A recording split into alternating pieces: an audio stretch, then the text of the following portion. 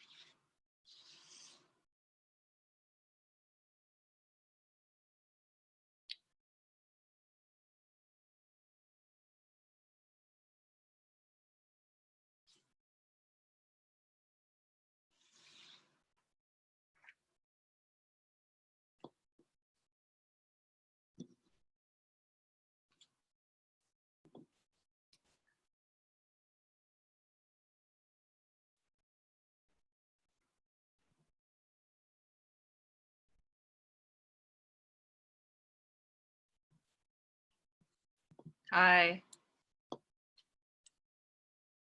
I think you're muted.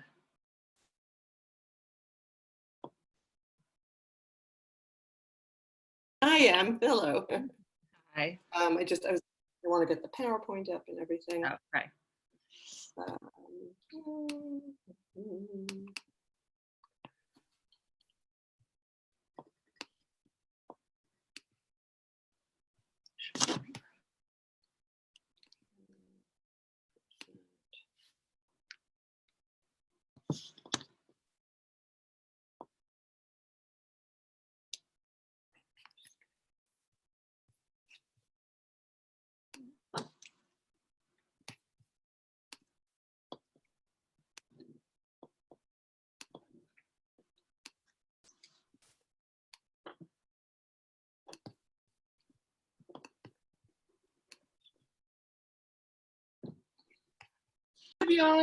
Hi, Deborah. Okay. We see you, Deborah. Hi, Deborah. I miss you. Robin. Oh my goodness, Yona. Good morning, everybody. Nice to see everybody. Hi, Joan Perlman, and hi, Orna Sonnenschein. So I was a minute late to getting on, and I promise I will mute so you won't hear all the screaming in the background. Yeah, that's Anna. Hi, Roberta. But Okay, so do you as want us to people- do like Roberta did, where we have our name and our Okay, you field? can do that, but Deb wants the last name, so we Full can take and the last, time. first and last, please, so I know who. Hi, Gretchen. Hi, Heidi. Hi, Jerry. Hi, everybody. So as you can see what Beth Pemmercore did in her rename your Hollywood Square box as to how are you feeling this morning. So I see Susan Morell's feeling pretty good. Beth is ready to move on. That SOPTA has to be in. Good, but and we can- someone is a SOFTA with a person. Hi, good morning. Good morning. Oren's grateful for the sun. Lena's ready to go. Kim is hopeful. Susie, how are you feeling this morning? Fantastic. Thank you. Can you do your rename? I'm sorry, I didn't hear how to rename. If you go to the 3 dots in your Hollywood Square box, Okay. you see one that? second.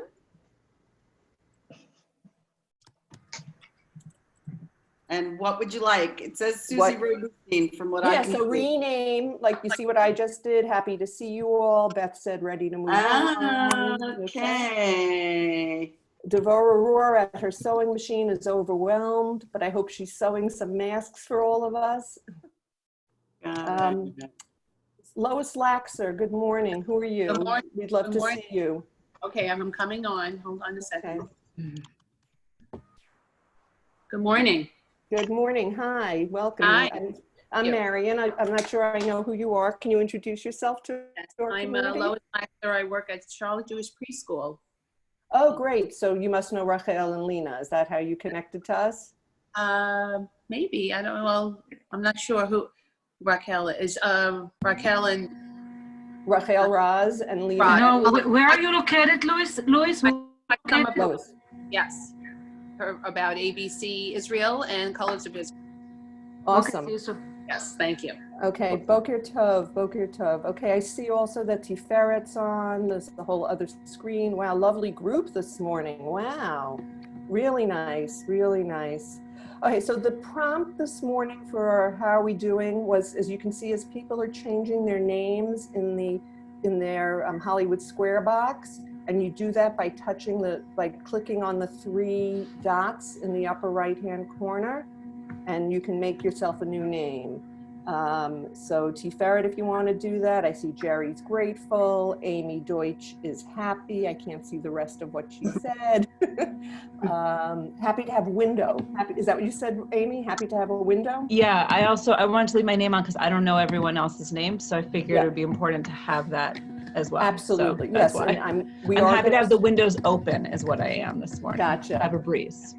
All right, terrific, terrific. So welcome. Okay, we are going to get started. So that was our check-in. I am also just in a second going to put the agenda in the chat box so that people can see, but I don't know why.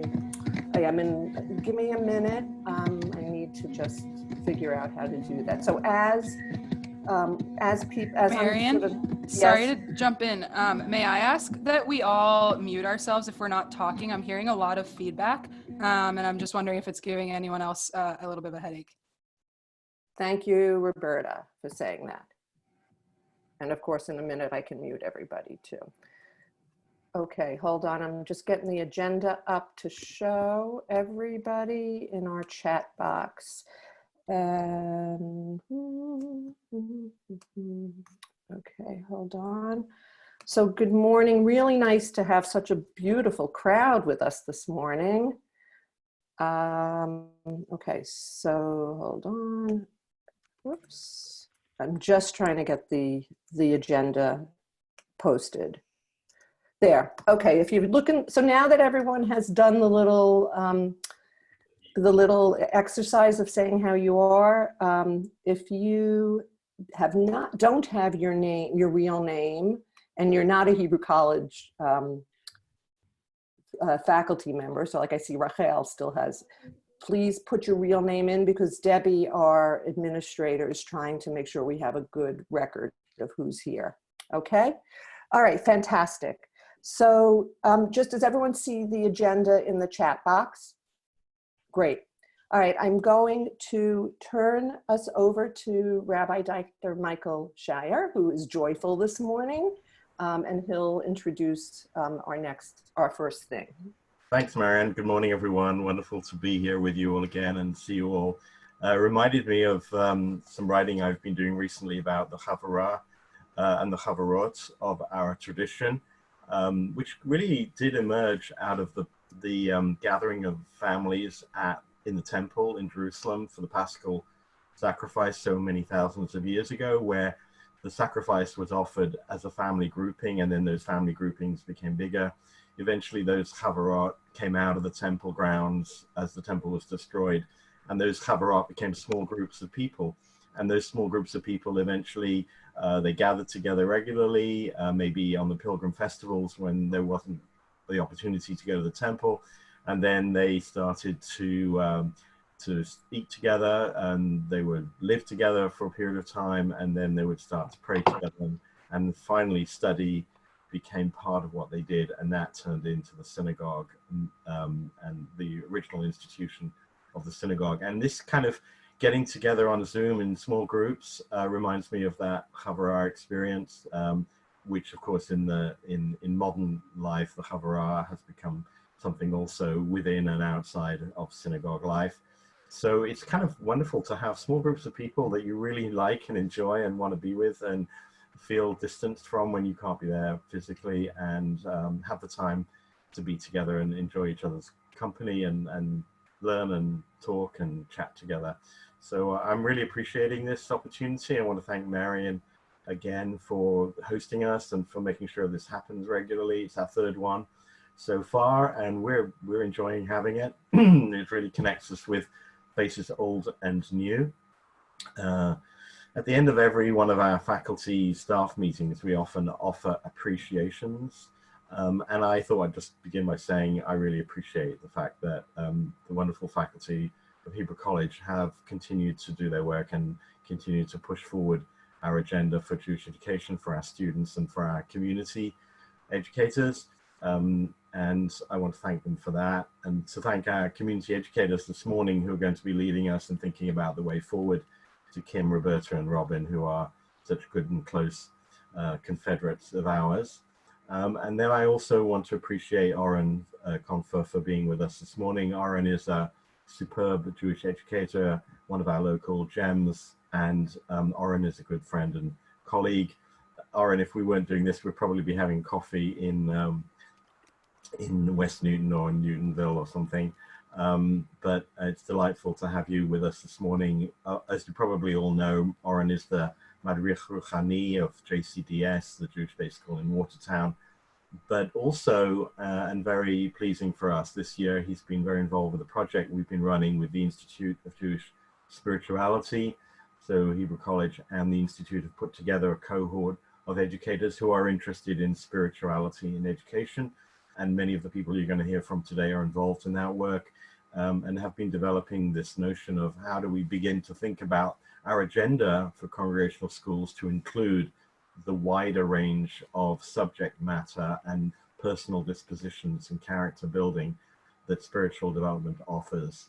And that's been going on all year and will be carrying on next year. And if you're interested in that work and what it means and how it's going on, please talk to Marion, who's heading up that project for us. So I'm going to turn over to Oren, who's going to give us a moment of inspiration from our tradition. Thank you. Thank you, Michael. Good to see everybody. A moment of inspiration is a tall order, but I'll do what I can.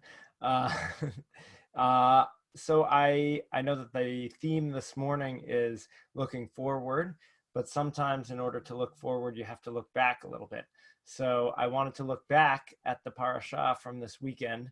It's interesting during this time where maybe we had once felt so connected to Parshat HaShavua, and now without the opportunity to be at synagogues in person, it might be a little more difficult to make that connection.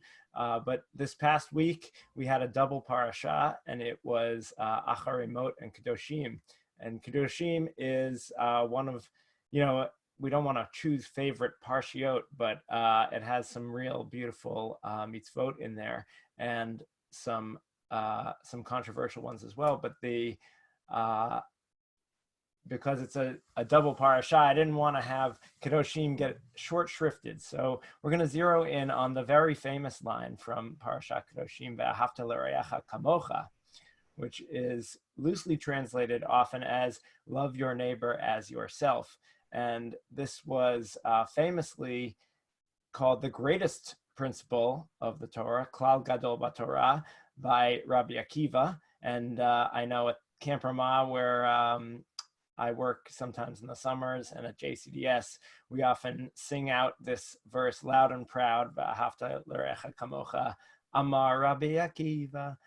So we don't often get a chance to really delve a little bit deeper and scratch away at this beautiful mitzvah. And so the idea of love your neighbor as yourself, I want to kind of break up and zero in on two little pieces.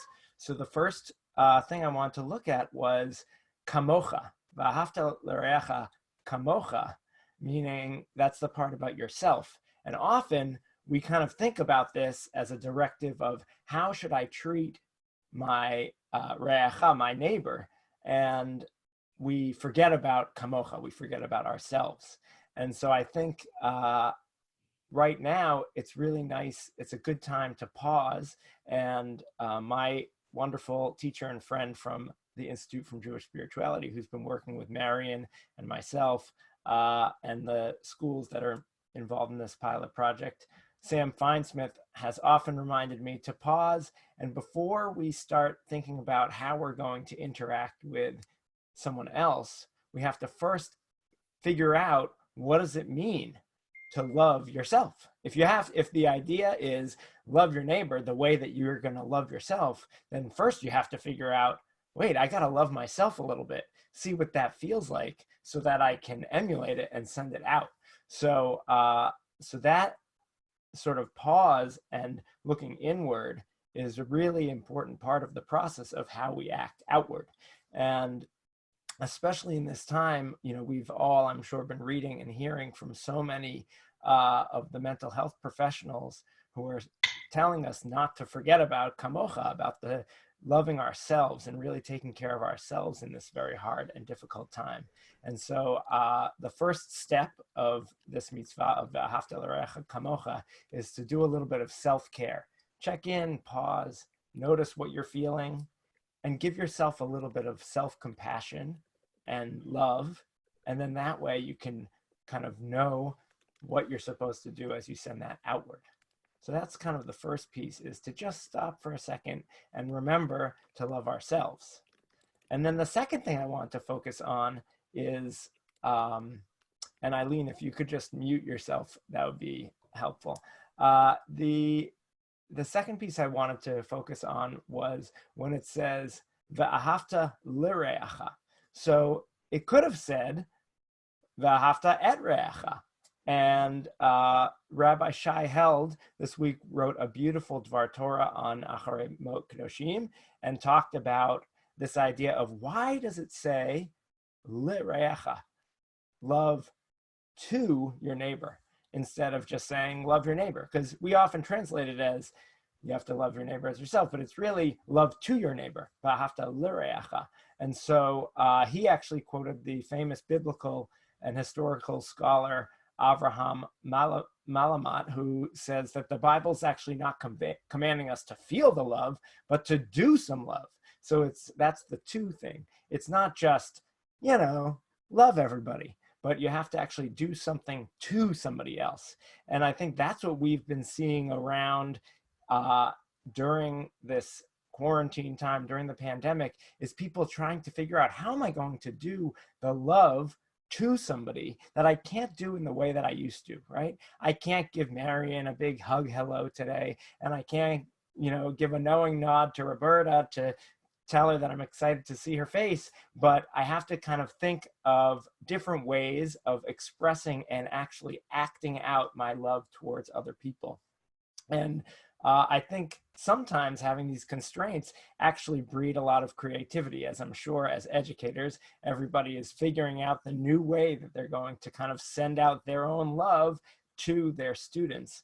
And we even see it in our hometown hero, John Krasinski's show, SGN, Some Good News. He's made a 25-minute weekly show about how people are actually, it's not just, that show isn't about, people are just really nice to each other. No, he actually highlights what this person is doing to that person to show their love. Hafta l'reacha kamocha. So we take those two pieces, start with ourselves, and then think about what are we going to do to somebody else to show them the chesed, the compassion. At school, we were challenging kids to share what are they doing for everybody, what kind of acts of chesed are they doing. And so I just wanted to finish with a little practice, because I think sometimes doing something practical is more powerful than just talking about it.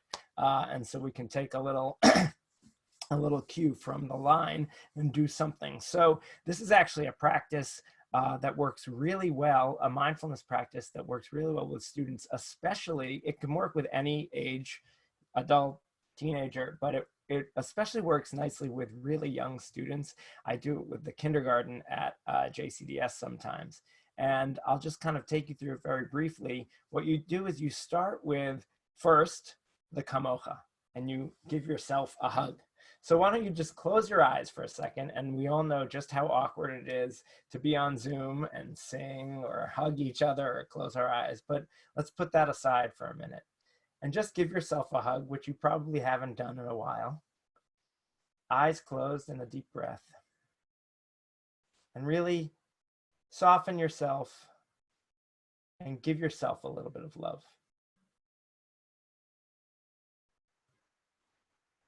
And then what we do in the practice with the students is we maybe ask them to think of something specific to appreciate about themselves. And then, only then, once we've done the kamocha part, then we move to reacha. And so with your eyes closed, you can just send out, with the kindergartners, I use my hands and I say, now like send out these magical beams of love to your neighbor, but you can do it with your eyes or with your heart. And really just think of someone specific, either here on the screen, or maybe it's somebody out in your life who's not on the screen, and send them that same compassion and love that you are sending yourself. You want to send it to them. And then a really interesting kind of third level is when we ask the students to think of somebody who maybe they don't always send compassion and love to. It's not your best friend, but it might be the person who you had an argument with on the playground recently, and see if you can find something in that relationship where you can send some love. And that's a little bit more difficult. But we know that once we start with a little bit of feeling love, then we're more apt to send out the love.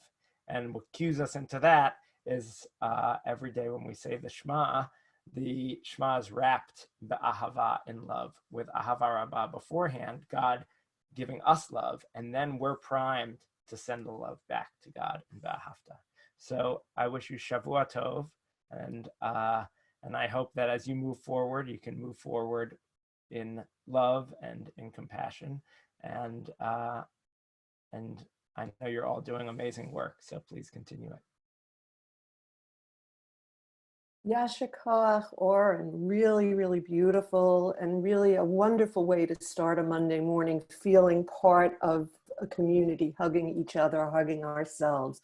Really, Yasher Koach, thank you. And it was very inspiring, so thank you. Before we get into the meat of our session this morning, Oren, you're going to go off and be with the students or your own children, right? Thank you. Thank you. Especially just by either raise of hand like this or the raise of hand thing. How many people are on the call this morning are in our local Boston area? I think most of us are. Yeah, so nice to see everybody local, and we're not going to unmute and sort of say hello to each other, but just certainly connect with each other through chat. And the people who are not from Boston, I think it's less of you. It's many of you are Hebrew College alum, I believe. So I'm going to quickly just call on you and I'm going to call on you and please put in the chat where you're from and what's your connection to Hebrew College. So Deborah Sarna, Larry Masachi, Beth Koplovich, I know you from MTEI work. Let's see, Lois Laxer already introduced herself. Who else? I think that, did I get everybody? From Florida. Oh, and Beth, yes, of course, and Beth Pamacor. Great. All right, thank you, thank you. Okay, so our topic this morning is sort of what's next. And when we started these sessions, we knew that we wanted to create a community where we would find inspiration and also be able to bridge between theory and practice, which is really our mantra at the Shulman School at Hebrew College, that we really are deeply embedded in our Jewish tradition, deeply embedded in educational philosophy and theory, but very deeply connected to practice. So today we're really going to be talking about what's next. And none of us could have imagined that 6 weeks ago we'd be here. And I thought it was very interesting. We didn't do this intentionally, but today's the 25th day of the Omer. We're sort of smack dab in the middle. And I thought that was an interesting moment. And I found a writing by Alden Solovey. I hope many of you know his work. His website is called To Bend Light. And he is a liturgist. He writes contemporary liturgy. But I found this small piece that he wrote, I believe, last year at this moment, at the middle of the Omer. So I'm going to read a few excerpts from it. There's a place halfway between green and yellow. It's the place where the seasons turn, the winds meet, and the ancient sands rise into dunes. There's a place halfway between now and tomorrow. It's the place where the road shifts, where time slows, and choices open into every possibility, every future. There's a place halfway between Egypt and Sinai. It's the place where the echoes of slavery fade, the music of freedom begins its song, and the thunder of God's voice can almost be heard. Funny thing about this kind of counting, the middle can be the hardest. It's easy to get lost, easy to fall out of the metaphor, easy to forget that the place between green and yellow cannot really be described. The shifts are subtle. We must pay attention. There's a place you haven't been. It's a place halfway between the person you are now and the person you're about to become. It's a place where all possibilities are open. It's somewhere between colors and hues, somewhere between the seen and the unseen. So I found those words particularly inspiring, thinking about this moment that we're in. Many of us in the congregational schools are about to wrap up, or would have normally been really wrapping up their semesters, their years. And of course, now we find ourselves in this unusual situation. It's been an incredible 2 months. All of you have been nimble and flexible, and you've provided continuity for your students. You've provided a spiritual home, a place to hold your community of the children and their families. So how can we learn from these successes? And how can we take a breath and take a moment to acknowledge these accomplishments, and also to take a close look at what we think has worked best during these 2 months and what we want to provide to our communities in this next phase, whatever this next future moment is. We're all thinking about this as we prepare registration materials for next year, as we begin to hear about the camps making their decisions for the summer. And I want to mention to our Boston community, Elise Winnick from CJP mentioned the other day that she'd like to convene some sort of think tank from the camps, the day schools, the congregations, to begin to think a little bit about what summer might mean for us as a community. And as we look towards our calendars and see all those original celebrations that were on the calendar for these next few weeks. So what do we think our communities need? And what will we provide them at this time, and why? So we've been very blessed in our community to have amazing colleagues and practitioners who do amazing work in their own communities. And I'm really grateful that 3 of them agreed to be with us this morning and share their thinking. So the 3 presenters are going to be Robin Kahn, who's the Director of Education and Youth Engagement at Temple Israel Natick, Kim Bodemer, who's the Senior Director of Education and Youth at Temple Shalom in Newton, and Roberta Bergstein, who I believe her title is Associate Director of Education at Temple Israel in Boston. And they're each going to share with us a little bit from their practice and from their thinking at this particular moment. So Robin's going to go first. She's going to talk about the thinking about June and celebrations and marking this moment. Roberta is then going to go, I believe that was our order, right? Roberta is then going to go and talk about some of the things that they're planning for the summer and for June. And Kim's going to talk about what's on deck for them in the fall. Of course, each of them will reflect on where they've been, you know, what that green time is, what the yellow time is, and where we're headed. So Robin, do you want me to share my screen with your slides? You're muted still. Okay. Whoops. Maybe in a minute. I'll tell you when. Okay, thank you. So Robin, good morning, everyone. Boker Tov. Thank you, Marian, for inviting me. So like many of you, relationships are the heart of our education program, and it was devastating when we couldn't be together. And I think about all the time that we put into creating relationships with our families, and it feels like all the work that we're doing all the time is what's holding the religious school community together now that we're apart. In addition to moving religious school online, and actually there was sort of a week between the time that we found out we were socially apart or physically apart and the time we actually got religious school up. Our youth activities coordinator and myself just started putting things on the calendar, like Zoom and build Legos with us, or Zoom and bring your own Play-Doh. And we had great attendance. Like, kids were so excited to see each other.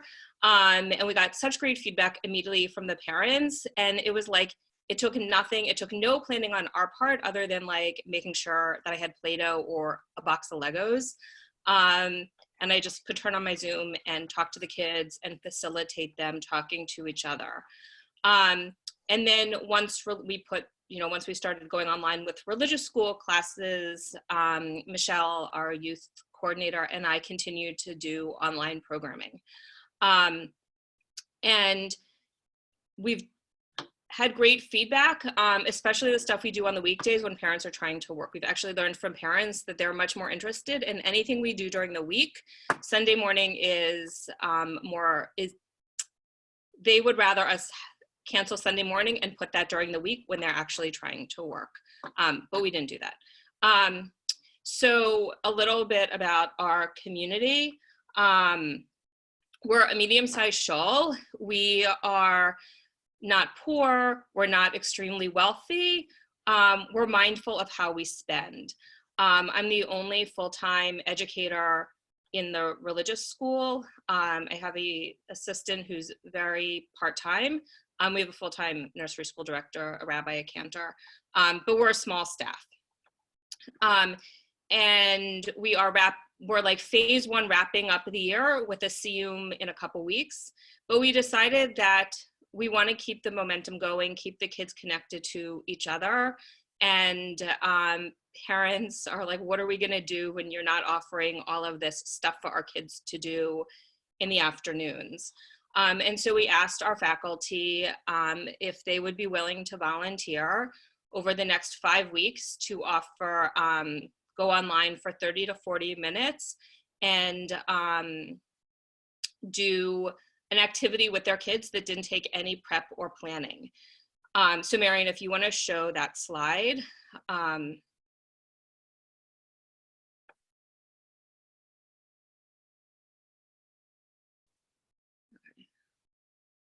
So this is a list, you're welcome to take a screenshot, of all of the things we've come up with that can pretty much be done without any prep. Like, other than grabbing a Mad Libs book or making sure you know how to do the magic trick you want to teach, or if you have, one of our teachers has a dog and she showed the kids how she trains her dog. So those are some of the things. You're welcome to take a screenshot. I'm happy Marianne can share it with everybody later. Oh, a cootie catcher is one of those things that like you fold and then go like this with. You can, a fortune teller. Perfect. So that's sort of like our immediate, like one way we're keeping kids connected. And our teachers have pretty much said, yes, we're totally on board with this. And I feel very lucky that I have a very professional staff of experienced teachers. And we are giving them a stipend. It was not in our budget to be able to pay our faculty to continue to do this. So they're pretty much doing this as volunteers. The other thing that we are going to be doing is we have a great song leader. Correct, not necessarily Judaic in content, that is true. Sometimes we've interspersed like some Hebrew words or counted to 10 in Hebrew when we're exercising, but it's not specifically Judaic content. We have a great song leader who's been doing tefillah on Sunday mornings, and we are going to ask her once religious school ends to start doing tefillah on Shabbat mornings. We have a pretty robust junior congregation mini minyan program, and we haven't quite gotten that up and running in this new virtual world. And so that will be a pilot and see how that works in May, the end of May and June. And then the last thing that we're doing is we canceled a lot of events in the month of March. We just didn't have the staff or the bandwidth to think about how to put it online. The only advantage I had is I was teaching a class at Brandeis that we were supposed to have a CUM for, and I was ready to cancel that too. And the director of this center said, no way, you can't cancel it. You're going to do it online. And so the first week of this, all of a sudden I found myself planning an online CUM. So I did that at the same time as we were canceling everything in March, which meant that our second graders didn't have Kabbalah Torah. We missed sixth grade family programs. And last week we decided that we were going to use the month of June to roll out those programs rather than try to push them off until the fall. We thought if we wait till the fall, we still don't know what is going to be happening. And we were nervous about having an overscheduled calendar, which we already have even when we try not to. So we spent some time last week putting together a list of like when we put stuff online or ceremonies online, what are some of the things that we need? Like what are the best practices? I would say it's more of a checklist. But Marion, if you want to show that slide. And the reason our staff worked on this is the teachers have been pretty good about it, but the clergy and I needed to be like, as we plan these things, how do we make sure that we're all on the same page about what this should look like? So, and some of this I've called from other webinars I've been on, but we're making sure that we share exactly what's going to happen on the flyers. Parents don't know what to expect in a virtual CUM or a graduation ceremony or a family program. Making sure there's a really detailed script so everybody knows when they're talking. You can't have like that off to the side conversation with the rabbi. Making sure that there's a co-host to manage the technology. Every ceremony we're doing, we're sending home a package using like old school mail so that there's something for people to open during this ceremony. So there's something tangible. We're sending home sidurim, we're sending home tikkuns, certificates, t-shirts that we had that were made, anything that we would have presented, they're getting in the mail in a package. Just making sure our camera is set up properly.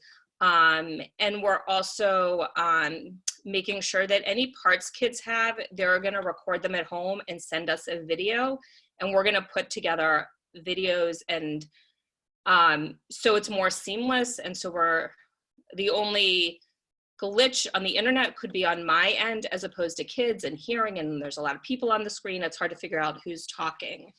So that's sort of the planning that we're doing.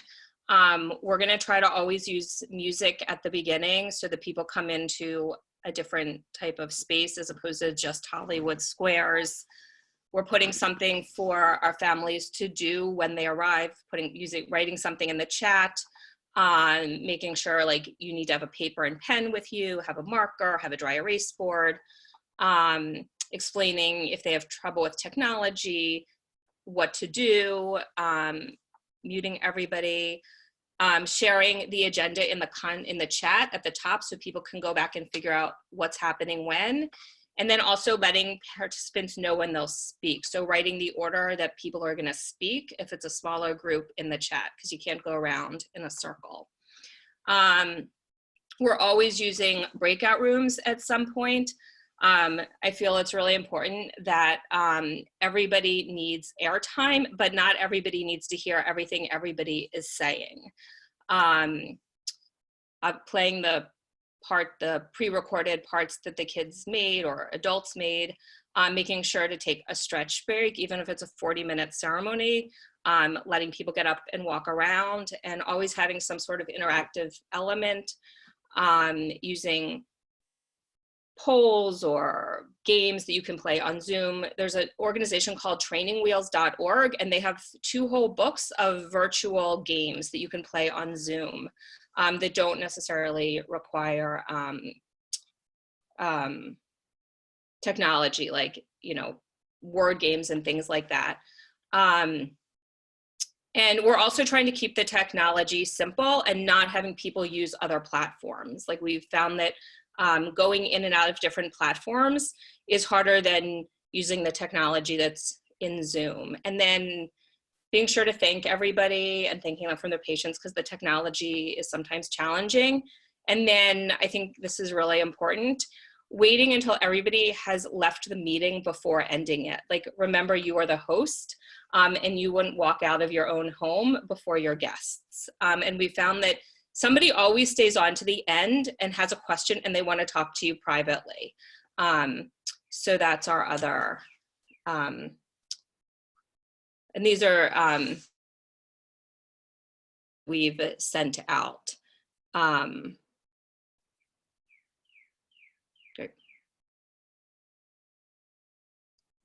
Great. Thank you so much, Robin. I think, I think everyone just got a lovely shopping list or checklist of how to move ahead, and wonderful ideas of things to do that aren't necessarily curricular, but really how to keep the community together.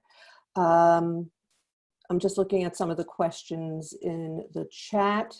The Zoom games, Robin, is trainingwheels.org or I'll look it up and put it in the chat. Thank you. Okay, so the way we've been doing these sessions is certainly put questions in the chat, and I'll be keeping an eye on them. Debbie, Ron, if you can keep an eye on the chat stuff too and nudge me to make sure I look at it, that would be great. And we at the end, as Robin just said, in terms of we've been scheduling these to run till about 11:05, 11:10, and then I leave the room open until 11:30, so we can have a continued schmooze and questions as well. All right, I'm going to turn over to Roberta, and you wanted me to make you co-host, right, Roberta? That would be awesome. So I can screen share in a minute. Okay. Hi, everyone. Before I get to screen sharing, I just want to start. I'm going to try and make this a little interactive. So we'll see how I do, but just let's start. Everyone give each other a wave. We already started with Oren, so like hopefully you're willing. But like look next to you, look to the other side, maybe look up, look down, and like really just wave to everyone on Zoom. And if you haven't put yourself in gallery view to see the 27 participants, I invite you to do so. So gallery view is on the top right. I think everyone should know. We've been doing this for too many weeks now. So I'm on week 8. But I think it's important to see all the faces. That's the first thing I wanted to demonstrate. And another thing I wanted to try, so I'll say I haven't tried this on a call with, this is a big group, but this, what I'm about to try works really interestingly with groups of 100 or more. So if you have that many people on Zoom at once and want to try and bring everyone's voices into the room, you can experiment with that. So we're going to try, but I haven't met you all. I've met some of you, and I certainly don't know everyone's names. And I'm also stealing this from somebody. So if you were in our religious school call yesterday, I'll call out Amy. You may have seen this, but I haven't met you all. So we're going to unmute in a second and just introduce yourself. Say, hi, I'm Roberta. That's all you have to do, and kind of hear the cacophony. Hi, I'm Roberta. Hi, I'm Mary. Hi, I'm Gretchen. I'm Deborah. I'm Joan. That was awesome. I'm going to mute you all again. So you could imagine on a call with about 100 families, 100 students, 30 seconds or more of that kind of voices coming across the computer screen. Hi, I'm Tiferet. Hi, I'm Gretchen. Hi, I'm Heidi. Or you can do any other word, right? You can do lots of things with that. It doesn't have to be the name. That's just what I saw someone use when they didn't know our whole school. And I think it's really beautiful. I think we're all super nervous to unmute with such big groups on Zoom. And I want to share a quick anecdote that our first day of school, our rabbi, Susie Jacobson, who's our director of education, she said, Roberta, just trust me. I'm going to ask you to unmute everybody. And we had almost 200 families on this call. And I was like, are you sure? And she said, just try it. And we did something really simple, just saying shalom, where we said, we just want to see everyone's faces. And because it was the first day and because we were also into it, this is now 2 months ago, and everyone was on speaker view still, like we hadn't quite learned, how to use Zoom, like faces were popping across the screen for maybe 2 minutes. It wasn't long, it was beautiful. And we received so much feedback about that moment of really bringing those faces into the Zoom call. So I definitely wanted to share that story. And then the last time we've been unmuting, and again, it's cacophonous, but try chanting the Shema with your whole school unmuted. See what happens. It's totally nerve-wracking, and you may have those students that are like, rah! You know, just like screaming in the middle. And you know what? It happens, but there's so many people chanting the Shema, you are, and your teachers and your leaders are, that you end up hearing it. And there was one other thing I wanted to demonstrate. So we did it a little bit with Oren, but we do a lot of putting our hands out. And the other thing that we've been experimenting with is holding hands. So if everybody can try, and I have a really hard time at this, but if you can put your hands on the side of your screen and just try and hold hands with the person next to you, it's not quite right. Kind of like if you can get your face in the middle of the box, you put your, yeah, it's beautiful. So we're holding hands and we're one. And then this is a little easier, but if you just put your arms straight out, we can all do a big group hug. And I haven't done this before, but since Oren helped us, just give yourself a hug at the end of that. Awesome. Well, thanks for playing with me, everyone. I really appreciate your willingness to do that. The theme that Marian asked me to talk about, or that I took away, Marian, I'm not sure if I quite interpreted this correctly, but is consistency when going virtual. That's how I've interpreted this morning. So one of the biggest keys to success for us has really just been going virtual and keeping it extremely consistent. So let me just introduce you a little bit to our school. But we have about 300 students and about 25 teachers. We run on Sunday mornings, Tuesday afternoons, and Thursday afternoons. And so it used to be on Sunday mornings, we had about 2.5 hours, and then on any given afternoon, 2 hours. So our decision to close came, I just want to bring everyone back to it. I'm sorry if this is painful. I know it is for me. But I always remember it was the day before Friday the 13th. I went early to work that day for a special sort of like task force meeting. It was 9:30 a.m. and there had been a confirmed case in Brookline, and we had to close. So we decided to close that afternoon. And the immediate question was, what do we do? And I remember Susie and I were chatting, and we said, I'm not sure we can't go virtual on Sunday. We were just sort of talking back and forth, and I said, let's ask the teachers. Let's just see what they say. Let's write to them and see what they think. And I just want to say we could not have done this without an unbelievable team of faculty. Everyone was just amazing. They jumped right to it. They had no worries. They had some worries, right? But we worked through them, and they did it. And we went virtual that Sunday.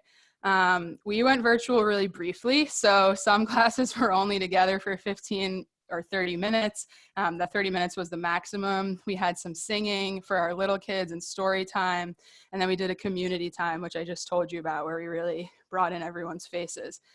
And there were certain themes that were sort of like really important to us when launching on this journey.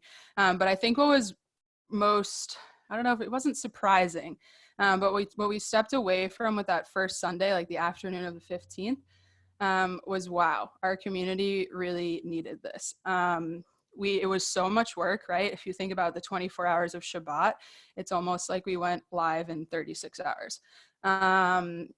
But we just were so humbled by the response of the community. If you can bring yourself back for a moment, you might remember that on that Thursday or Friday, and I don't remember the exact timeline, but Brookline had a confirmed case. They decided to close down originally one school for a Thursday or Friday, something like that. And then a couple hours later, it came out actually that the entire Brookline district would be shut for 2 weeks. And then the weekend came, and Boston Public Schools were going to be open on Monday, just for one day to help students and teachers prepare. And then they were going to be shut through April vacation.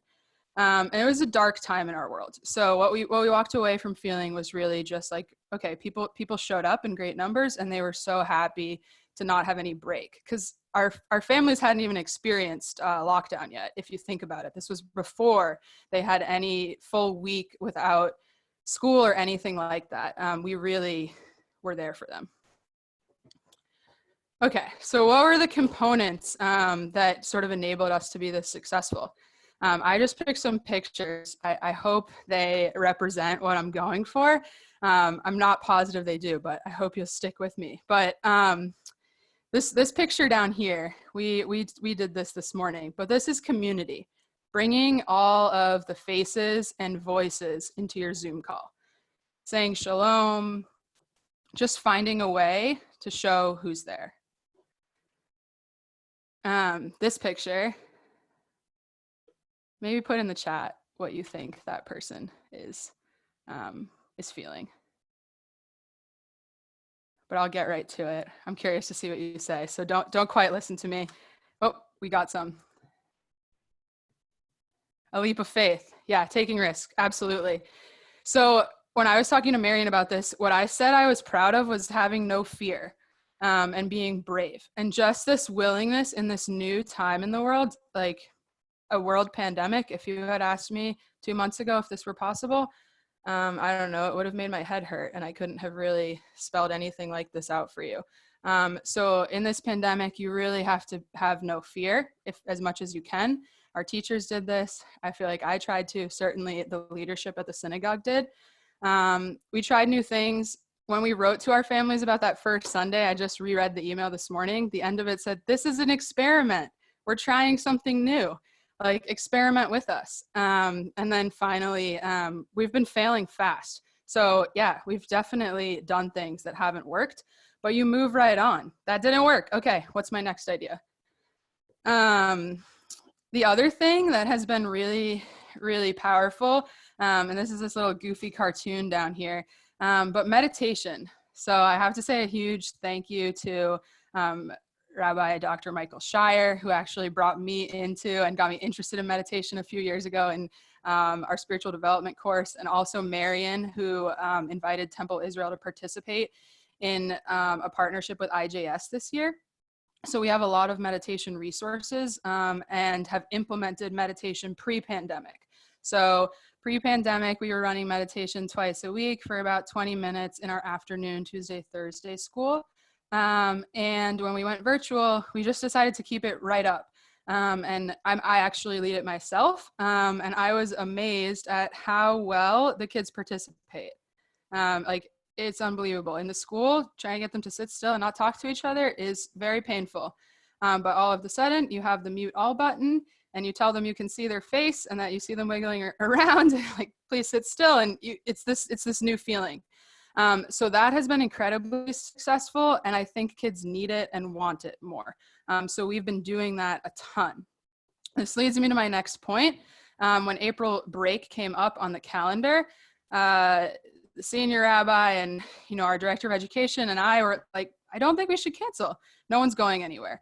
So we immediately decided to keep Sundays the same. And then we said, we're going to go on a virtual vacation for the weekdays. And we weren't sure what that meant, but we slowly figured it out. But one of the core components was meditation every morning at 8:30 a.m.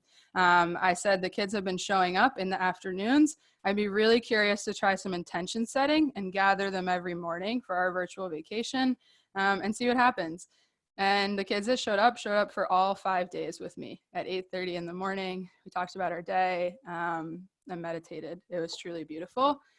And then finally, this is our trip to the beach.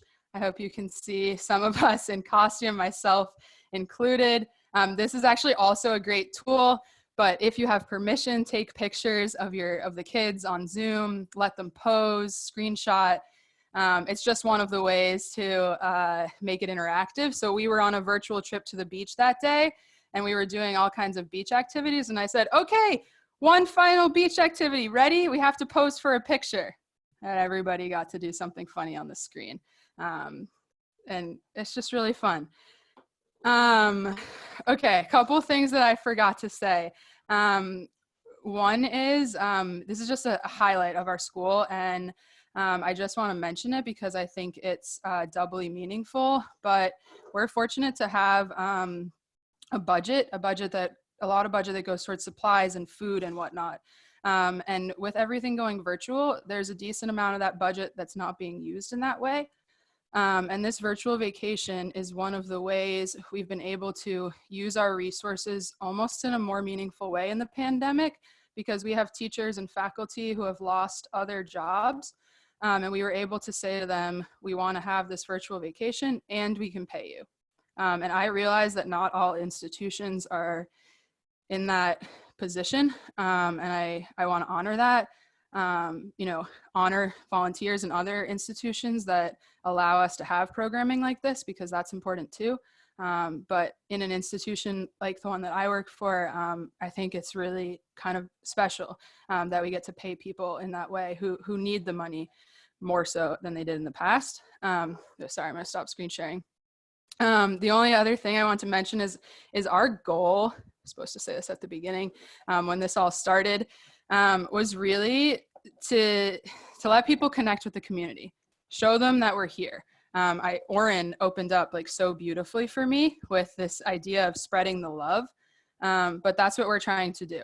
Our community is just going through something really difficult, and when we set out to do this, we just really wanted to be there for them. And then once we're there for them, we can start to get into content and stuff like that. Yasha kochech, Roberta, really beautiful, and you did hit all the marks. And the way we had sort of framed it in our planning was that you would sort of dive into sort of attending to the spiritual needs of our children and their families. And I think you really highlighted that and gave great examples of that. Thank you. I just want to mention that the website that Robin mentioned is trainingwheels.com, and Robin maybe post it for everybody. And we're going to turn over to Kim now, who's also going to make that bridge between the sort of being there in community and then moving into content and continuing deep content in this time. So Kim from Temple Shalom in Newton. Thank you, Marian. Can you also make me a co-host so I can share my screen when it becomes time? Thank you. So I just want to start off by thanking my colleagues for their great ideas, and I've been jotting down notes from their presentations as well, and echo a lot of the things that they have experienced.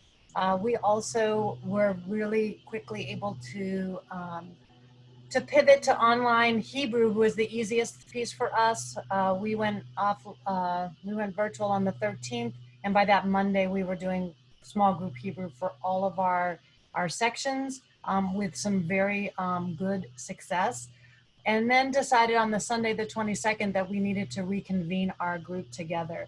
And we knew we wanted to gather. We start every Sunday morning together in our sanctuary, and needed to create a virtual sacred space in order to be able to leave space for folks to bring themselves in and to feel some sense of normalcy.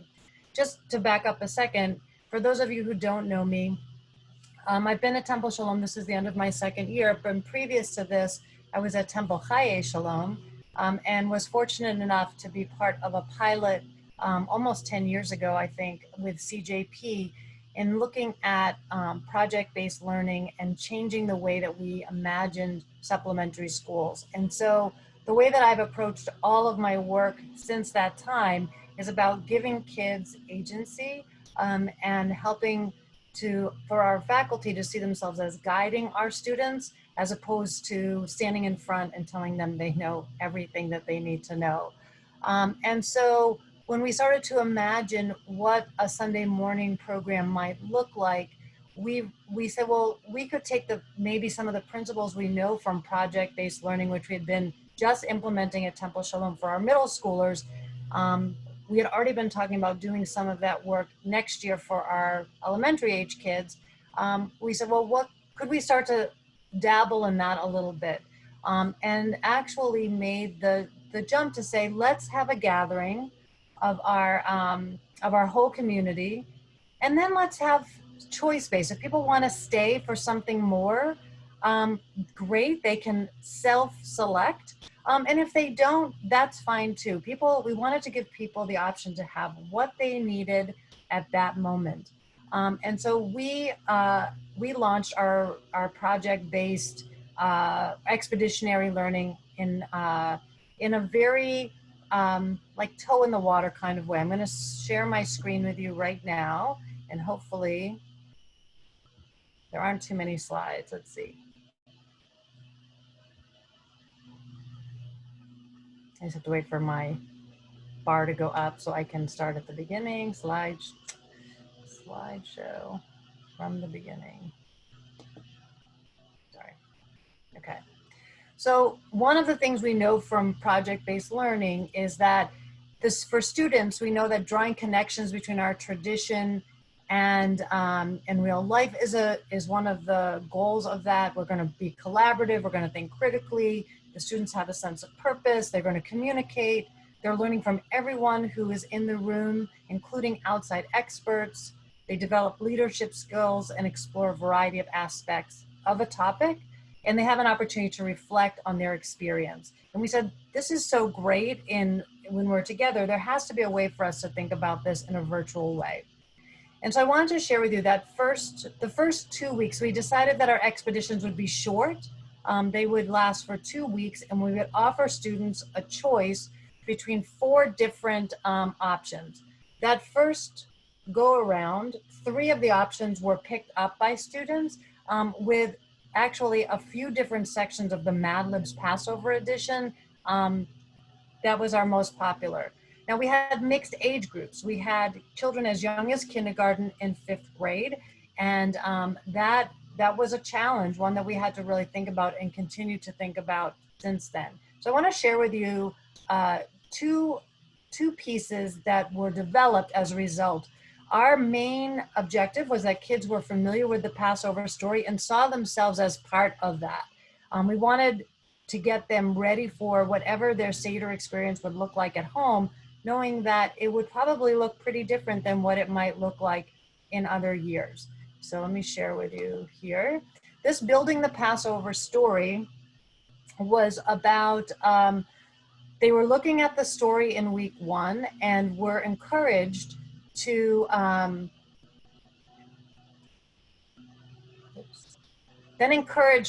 build out the story to create the Magid section of the Haggadah. So hopefully this will load.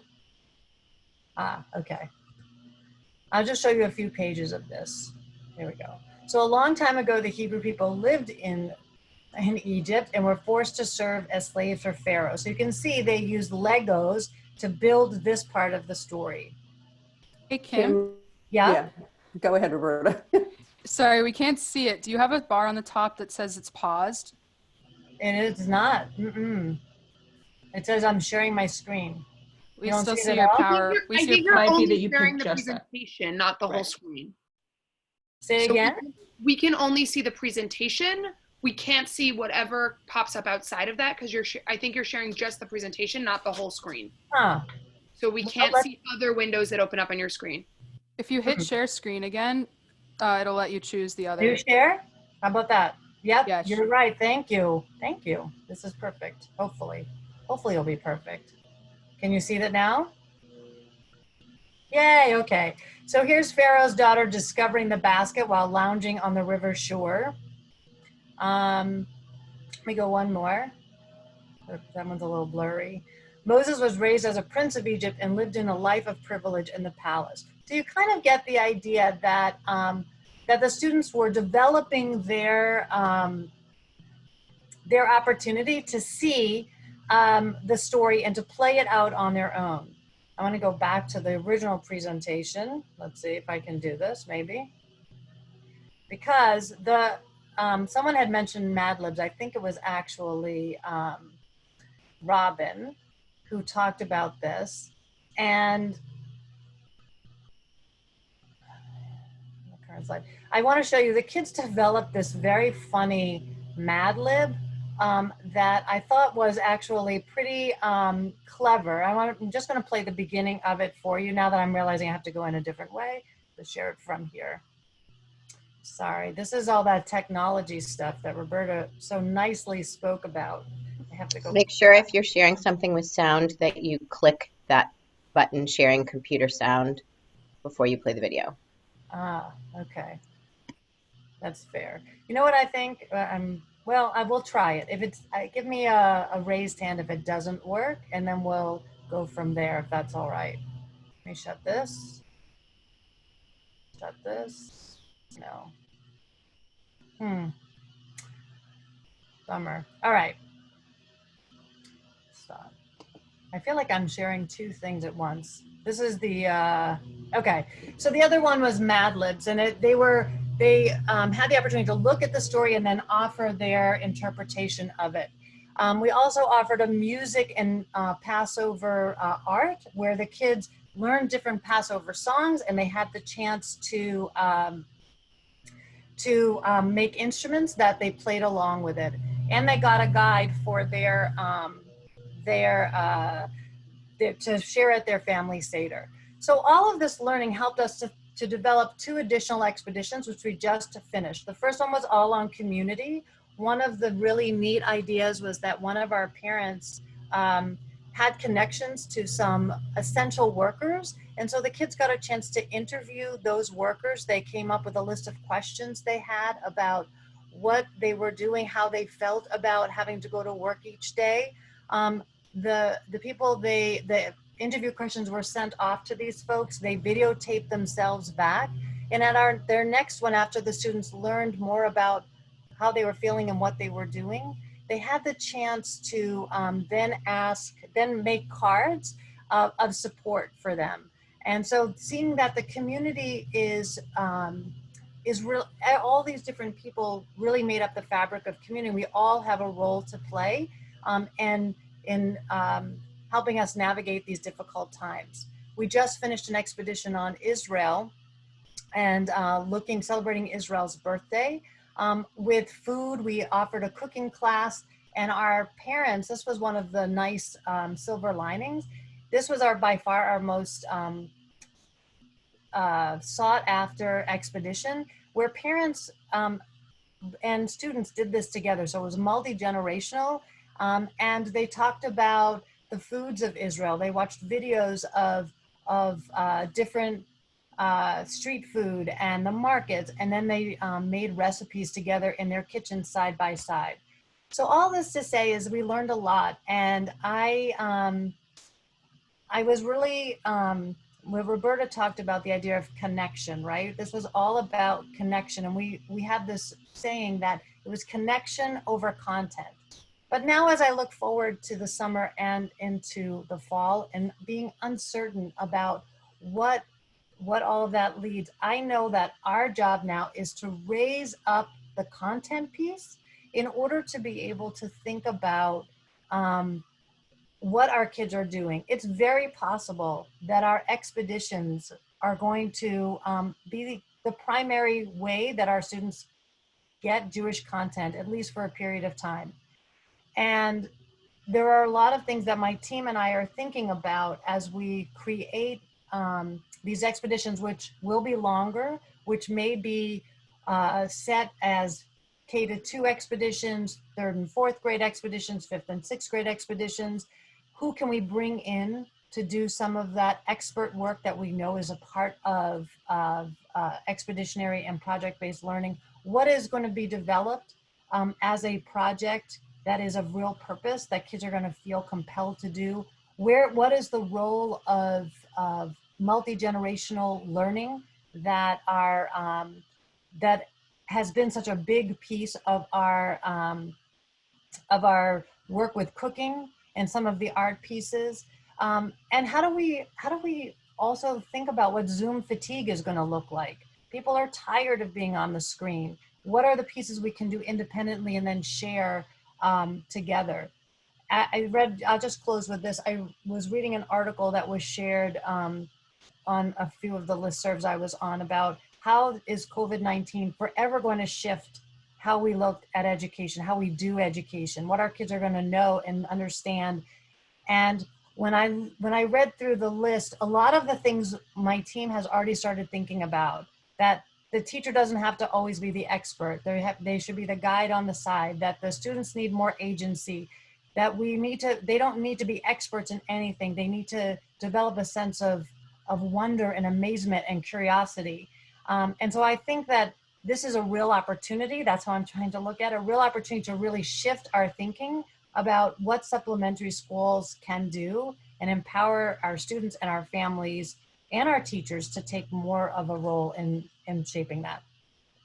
Sorry about the technology.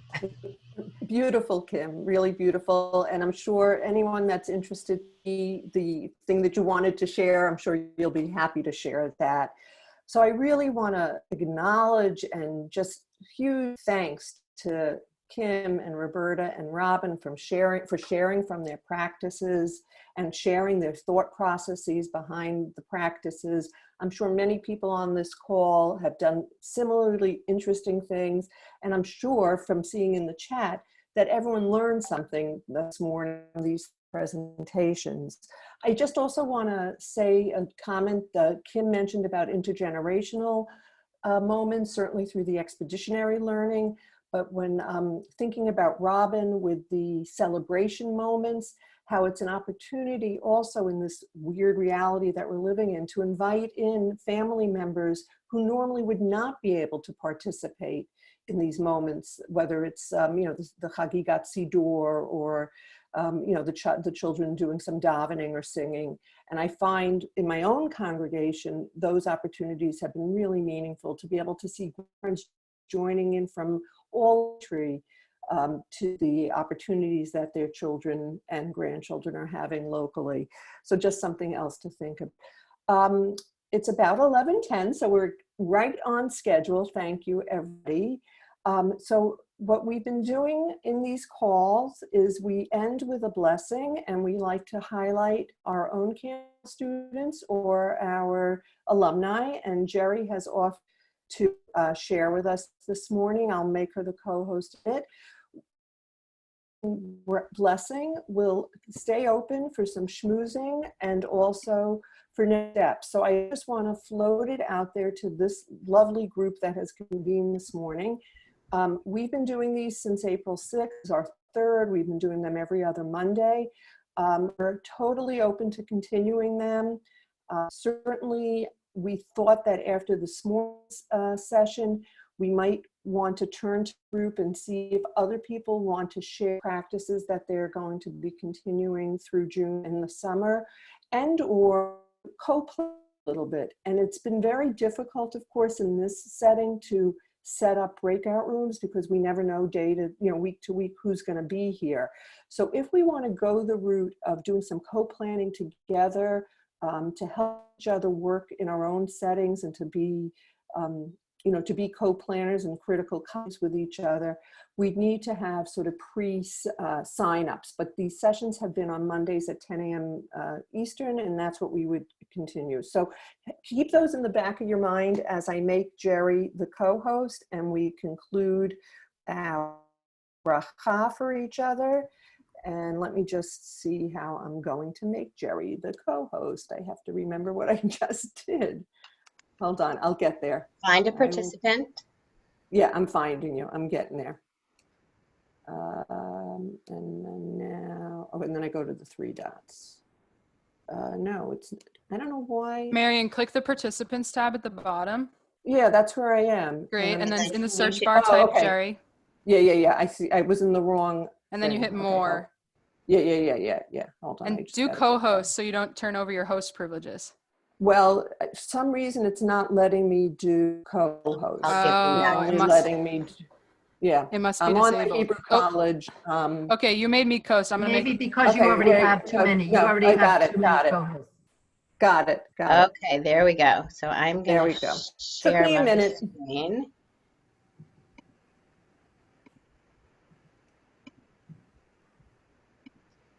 So I was asked to sing Gesher Tzar Ma'od, the whole world is a very narrow bridge, and the most important thing is not to be afraid. I want to hear you even though you're all muted, so please join me. Kol haolam kula Gesher Tzar Ma'od, גשר צר מאוד, גשר צר מאוד, כל העולם כולו, גשר צר מאוד, גשר צר מאוד, גשר צר מאוד, כל העולם כולו, גשר צר מאוד, גשר צר מאוד. והעיקר, והעיקר, לא לפחד, לא לפחד כלל, והעיקר, והעיקר, לא לפחד כלל. כל העולם כולו, גשר צר מאוד, גשר צר מאוד.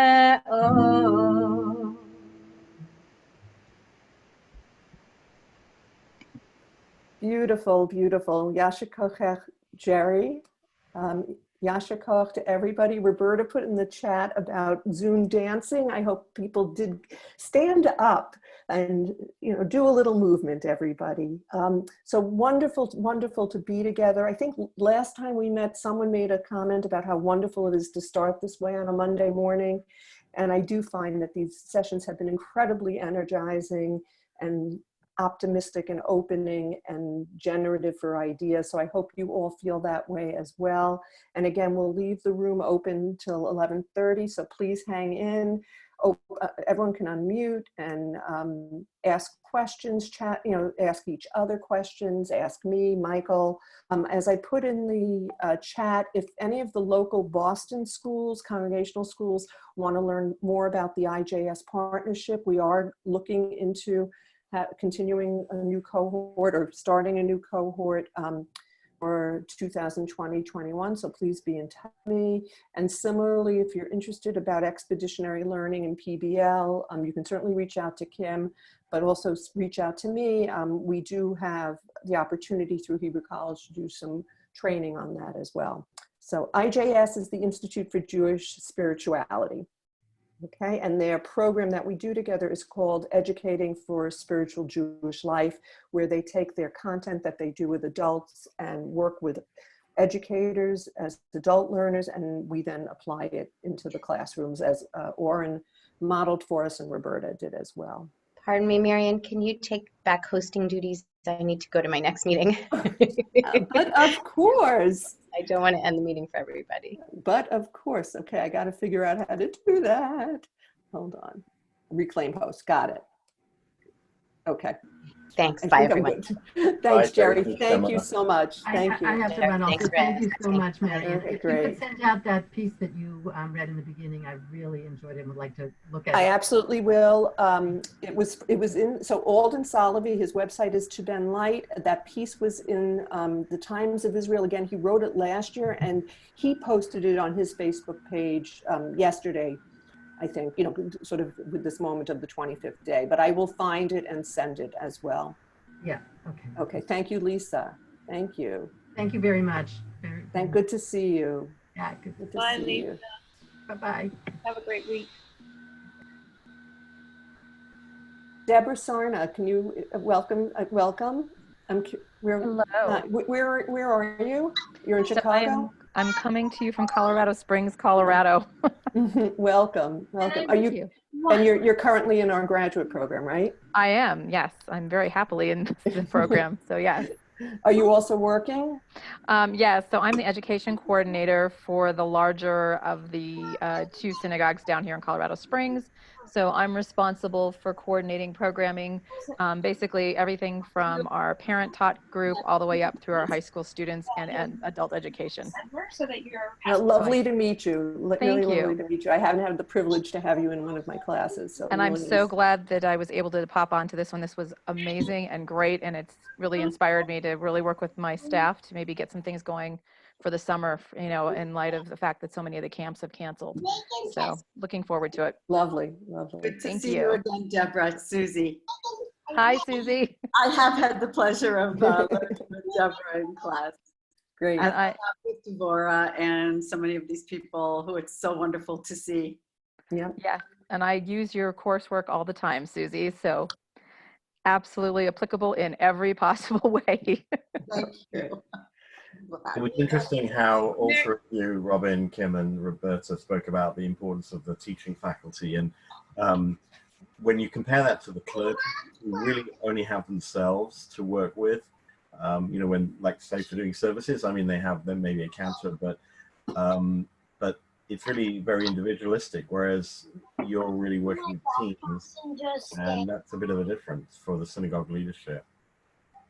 It's actually been really interesting for me. I mean, none of my teachers, with the exception of one, I mean, we have a very small program because our congregation is basically 250 families total. And so we have a very small school compared to what I, directed in the past. But our staff, it's very interesting. I think that they have really risen to the occasion and excelled far more in this capacity than I, first of all, had anticipated, but also just in general. So we've maintained our consistency with our programming, and I'm not sure exactly what else is going on around the country with some of the secular schools or the other Jewish day schools, but here, not most of our districts are not utilizing Zoom or any kind of virtual learning. So the only contact that our students have been getting is actually through our religious school Zoom sessions. And we've maintained those, every week, and the kids know to come, and we've done a tefillah every week on Sundays before our programming starts.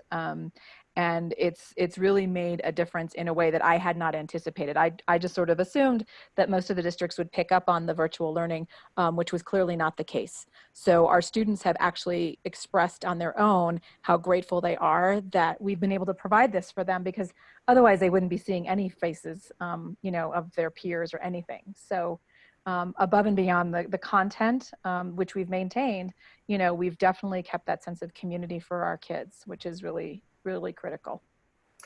Beautiful. Maybe Gretchen could say a word about Synagogue Council. Yeah, but before we do, which I would like happy to, and I see Devorah wants to say something as well. I just want to close the circle on what you were just talking about.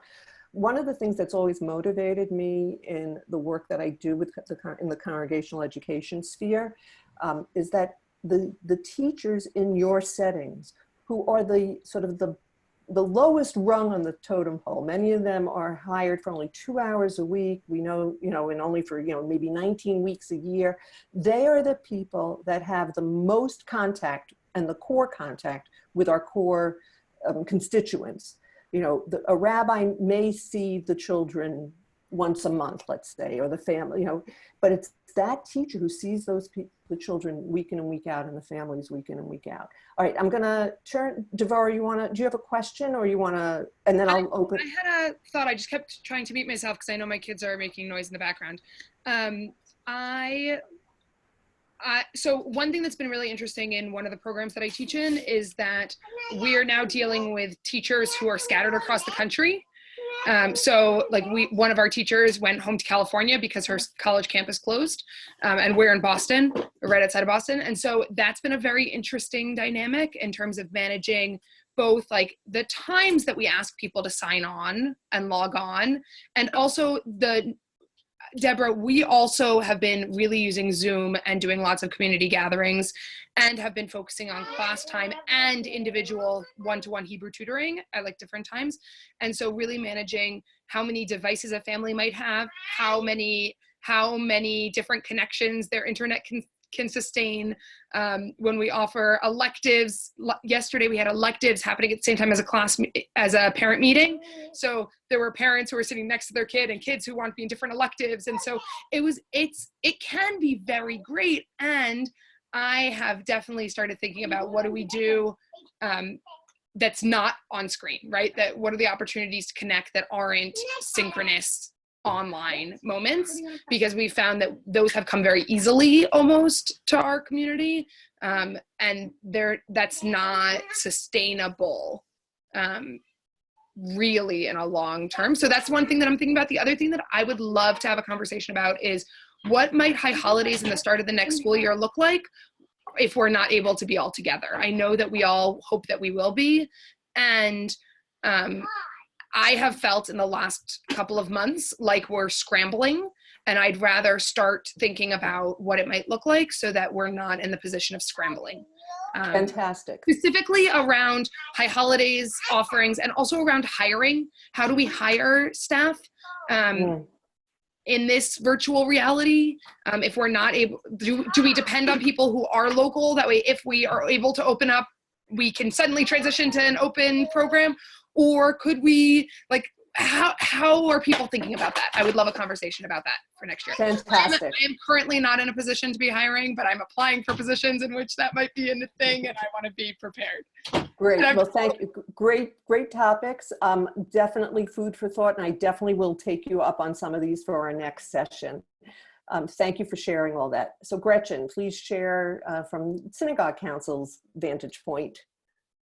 Hello, everyone. I'm Gretchen Marks-Brown. I'm a Jewish educator, and I'm also the Associate Director of Synagogue Council of Massachusetts.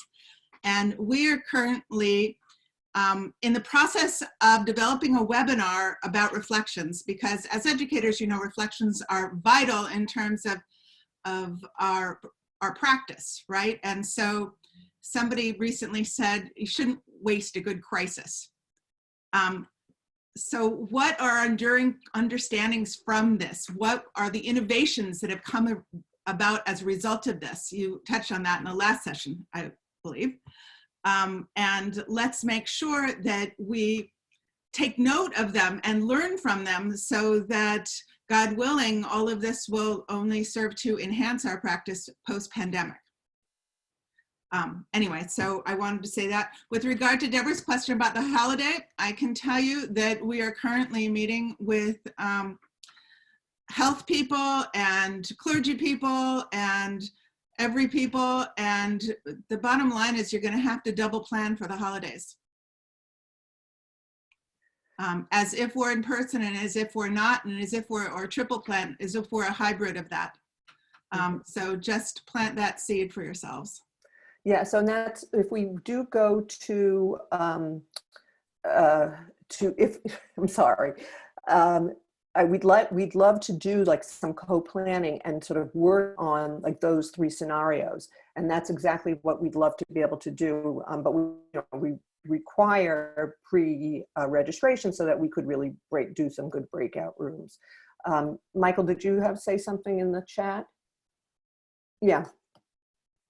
Yeah, so Michael already, he shared this with me the other day already too, that the pulpit that he always goes to for the high holidays is already thinking of having small home-based chavurot. So if there 10 or more people can, 10 to 20 people can be together, that might be.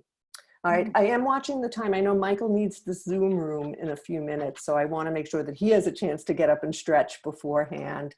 I really appreciate everybody's participation. Please feel free to reach out to me privately. Thank you to Kim and Roberta and Robin, and to Jared and to Michael and all my colleagues who made this possible, and to everyone who participated. So hopefully we'll see you in two weeks. We'll schedule this. I'll have to look at the calendar if that Monday makes sense. I'm sure it will. We're not going anywhere.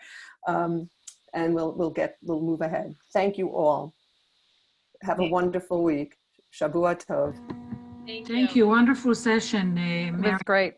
Thank you, Rachel. Thank you, Wonderful. everybody. Good to Thank see you. you. Bye-bye. Bye. Bye.